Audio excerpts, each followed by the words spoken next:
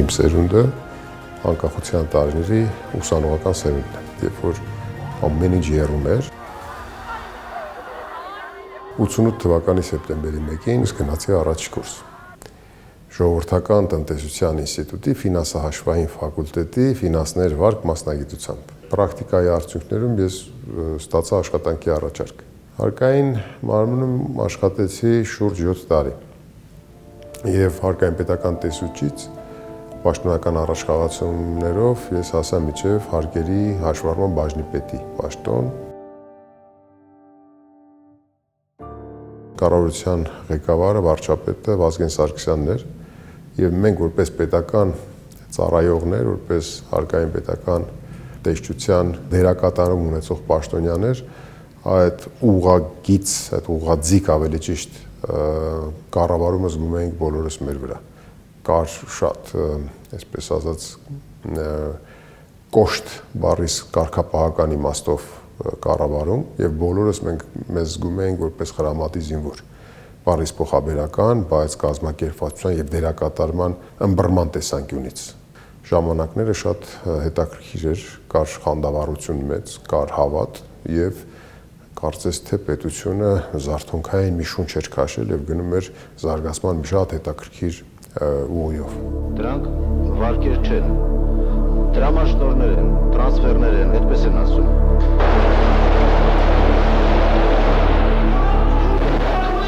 Եկավ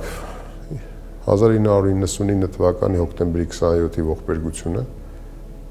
Այդ օրը կարծես թե ամբողջ պետական համակարգը, ամբողջ հանրությունը, պետությունը, ժողովուրդը ունեցավ մի մեծ հարված։ Կտրվեց այն ուղու գիծը, որը որ բռնել էինք եւ կարծում եմ, որ այդ գիծը այդ ուղին մեզ տանելու էր շատ ավելի այլ ճանապարհով մենք ունենալու ենք այլ իրականություն, քան այսօրն է։ Կար այդպիսի մեծ հիասթափություն պետական համակարգում, ինքս ունեի դեմոտիվացիայի մեծ այդպիսի զգացողություն եւ նաեւ որոշակի ապաթիա կար։ Երբ որ դու գնում ես աշխատանքի, բայց կարծես չգիտես ինչի համար ես գնացել, որովհետեւ կտրվել է մի շատ կարեւոր բան։ Չկա առաջատարը, չկա առաջնորդը, պետությունը քաոսի մեջ է, դու քո դերակատարումը չես կարողանում ըմբռնես, թե որպես քաղաքացի, թե որպես պետական պաշտոնյա։ Հենց այդ օրերին համընկավ ես ուղղակի աշխատանքի առաջարկ ստացա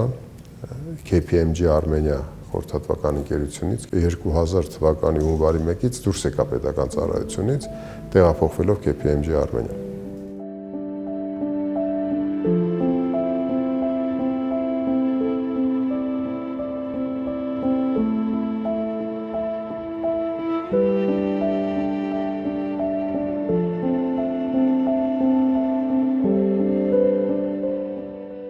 Տասնվեց տարի ես եղա խորհրդատվական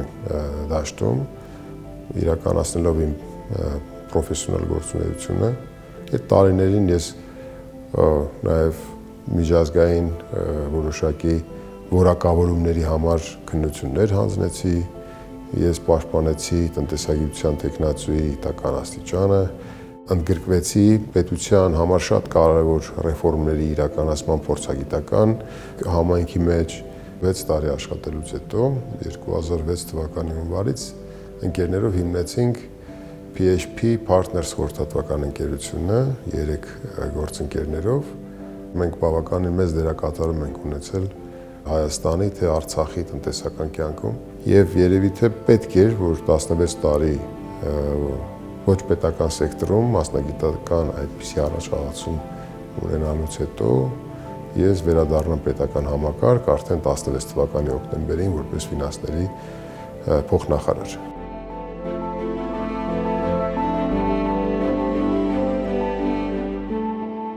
Սկսվեց կյանքի հաջորդ փուլը վերադարձ դեպի պետական ծառայություն։ Եվ մենք այդ ժամանակահատվածում շատ մեծ ռեֆորմներ իրականացրեցինք, այդ թվում նաև մեկնարկը դրեցինք, սկիզբը դրեցինք աուդիտի եւ հաշվապահական հաշվառման ոլորտում բարեփոխումների եւ հիշում եմ, որ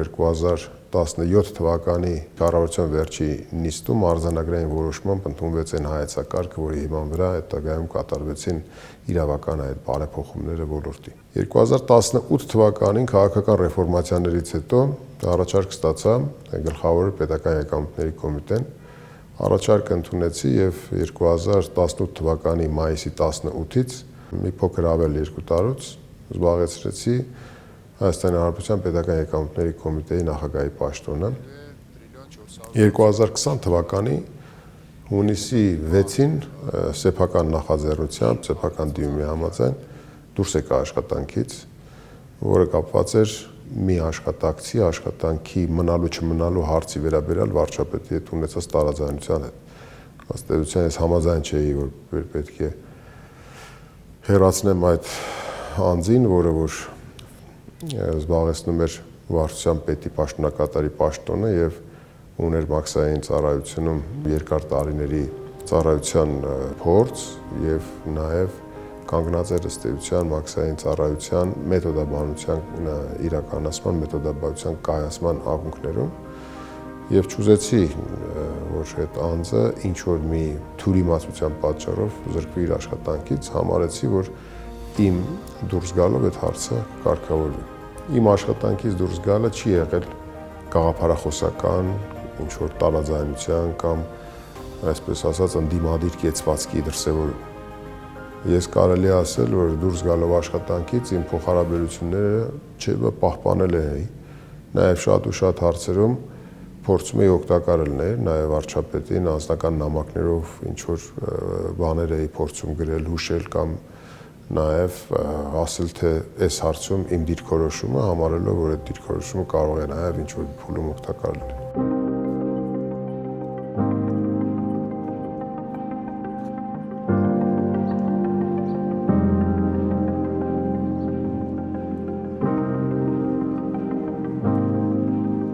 Ըստ էության 2020 թվականի նոյեմբերի 9-ը դարձավ այդ շրջադարձային կետը, երբ որ ես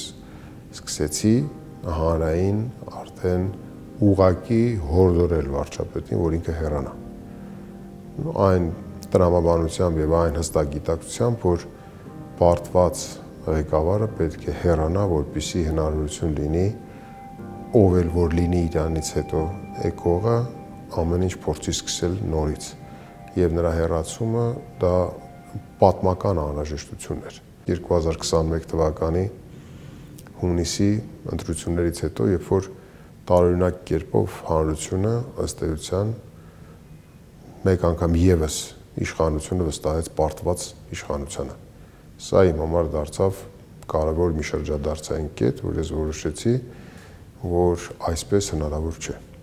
Եթե դու հանրային առումով որոշակի ճանաչելիություն ունես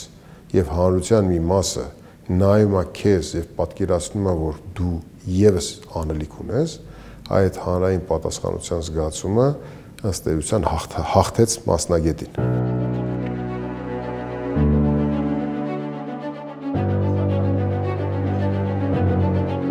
Մենք ընկերներով, գաղափարակիցներով պարոն Թաթոյանի հետ միասին որոշեցինք, որ մենք այո չենք կարող մնալ, այսպես ասած, կողքի, չենք կարող մեզ թույլ տանք, որպեսզի չապահովենք այն այլընտրանքը, որը որ մեր հանրության միշտվար զանգված դրա կարիքը եւ դրա անհրաժեշտությունը զգում է։ Եվ այն պատմական անարդարությունը, որ կա ամենտեղ, եւ ընդհանրապես ամեն ինչ գալիս է արդարության պակասից, թե երկրի ներսում, թե փոխհարաբերություններում, թե երկրների միջև, թե նաև, ասենք, օրինակ թշնամի պետությունների հետ փոխհարաբերություններում, չէ, ամեն ինչ կառուցվում է արդարության վրա։ Եվ այս ամեն ինչը, ինչ որ մենք անում ենք, ոտքի ենք կանգնել եւ քաղաքական դերակատարում ենք ստանձնել, որպեսզի ոչ թե զբաղվենք քաղաքականության դասական առումով, այլ այդ պատասխանատվության զգացումը մեզ մղում է, որպեսզի մենք բերենք փոփոխություն, իշխանափոխություն, որպեսզի չկործանվի այն, ինչ որ մենք ձեռք ենք բերել, որպեսզի ունենանք ապագա, կառուցենք այդ ապագան եւ վերականգնենք այդ արդարությունը։ Մենք ազդարարում ենք, որ հունիսի 7-ից հետո, հունիսի 8-ից սկսած մենք կառուցելու ենք նոր իրականություն, որը հիմնված է արդարության վրա։ Հետևաբար այո, մենք ամբողջ մեր համոզմունքով ենք ասում, որ արդարությունը գալիս է։